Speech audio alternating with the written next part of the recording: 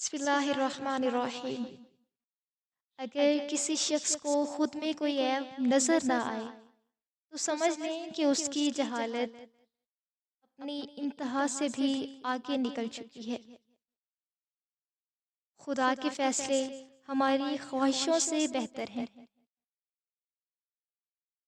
آپ مخلص رہیں، یہی کافی ہے، اجر تو اللہ دے گا۔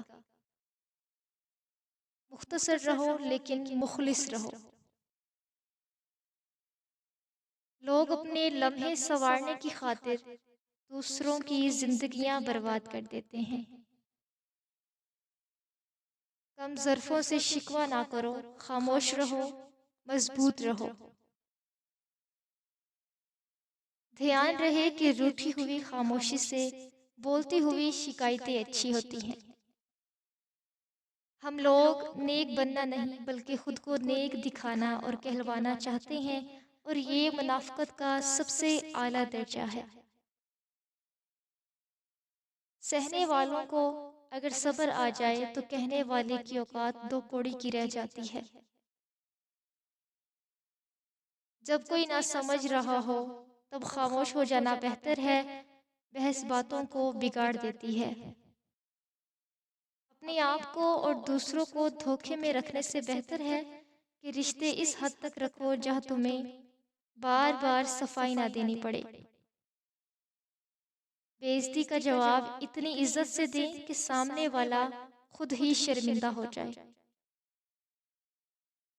لوگ نصیحت سے نہیں ٹھوکر سے سبق لیتے ہیں، کیونکہ نصیحت اکثر ایک کان سے داخل ہو کر دوسرے کان سے باہر نکل جاتی ہے، مگر ٹھوکر سیدھی دل پر لگتی ہے۔ شکریہ ان لوگوں کا جنہوں نے مجھے چھوڑ دیا۔ انہوں نے مجھے سکھایا کہ کوئی تعلق ہمیشہ کے لیے نہیں ہوتا۔ کوئی سفر بھی لاحاصل نہیں ہوتا، منزل نہ بھی ملے تو راستے بہت کچھ سکھا دیتے ہیں۔ کسی رشتے کو کتنی ہی محبت سے باندھا گیا ہو، اگر عزت اور لحاظ چلا جائے تو محبت بھی چلی جاتی ہے۔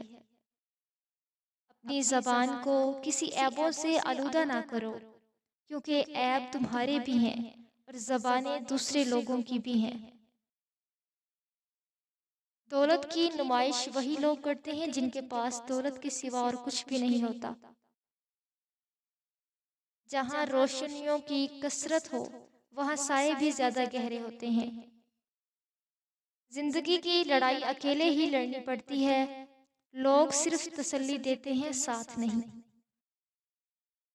میرے خیال میں موت تکلیف دہ ہے، لیکن اتنی نہیں جتنی کہ زندگی۔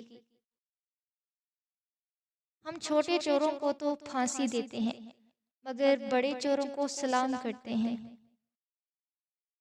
وہ اللہ جانتا ہے دلوں کے حال بھی، خیالوں کے راز بھی۔ ان لوگوں سے محتاط رہو جو باتوں میں مٹھاس اور دل میں زہر رکھتے ہیں۔ ہر چیز کا صدقہ ہوتا ہے، اور عقل کا صدقہ یہ ہے کہ جاہل کی بات سن کر برداشت کی جائے۔ برے لوگوں کو بھول کر اچھے لوگوں کی تلاش سے کہیں بہتر کہ ہم لوگوں کی بری باتیں بھول جائیں اور ان کی اچھی باتوں کو تلاش کریں۔ ہمیں پتہ بھی نہیں ہوتا ہمارا رب کس کس مقام پر ہمیں گرنے سے پہلے تھام لیتا ہے۔